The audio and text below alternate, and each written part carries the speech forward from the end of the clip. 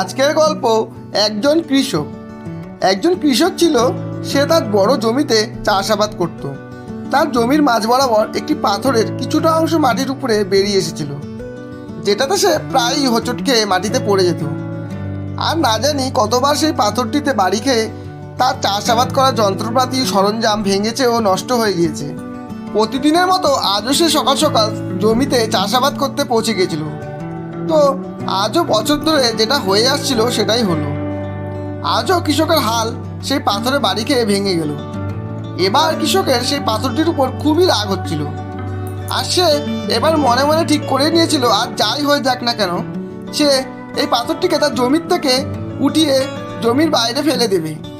তাই সে দ্রুত দৌড়ে গেল গ্রামের ভেতরে, আর তার পরিচিত 4-5 জন লোককে নিয়ে ওই পাথরটির কাছে আসলো। তারপর কৃষক তাদের বলল, এই দেখো, জমির মাটির উপরে বেরিয়ে থাকা এই পাথরের অংশটি, এটা আমার অনেক ক্ষতি করেছে। আজ আমরা সকলে মিলে এই পাথরটিকে গোড়া থেকে তুলে জমির বাইরে ফেলে দেব। এটা বলে সে হাতুড়ি দিয়ে সেই পাথরের কিনারে আঘাত করতে লাগলো। কিন্তু এটা কি হলো? কেবলই সে 2-4 ঘা হাতুড়ির বাড়ি সেই পাথরটিতে মেরেছিল, তাতেই পুরো পাথরটি মাটির থেকে বাইরে বেরিয়ে এসেছিল। কিন্তু সে তো ভেবেছিল এটা কোনো বিশাল আকৃতির বড় পাথর হবে। তার সঙ্গে দাঁড়িয়ে থাকা সেই লোকেরাও তখন হতভম্ব হয়ে গিয়েছিল।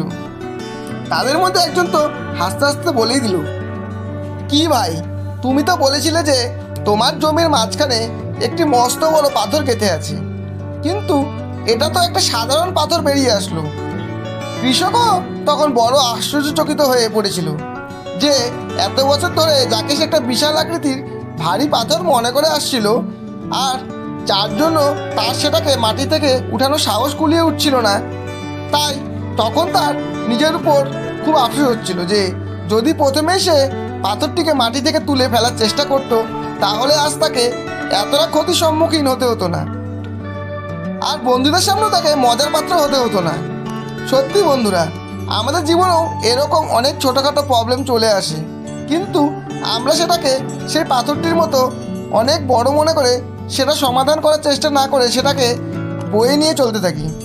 শেষে তখন আমাদেরও ওই কৃষকের মতোই আফসোস করা ছাড়া আর কিছুই করবার থাকে না। গল্পটি শেষ অবধি শোনার জন্য অসংখ্য ধন্যবাদ।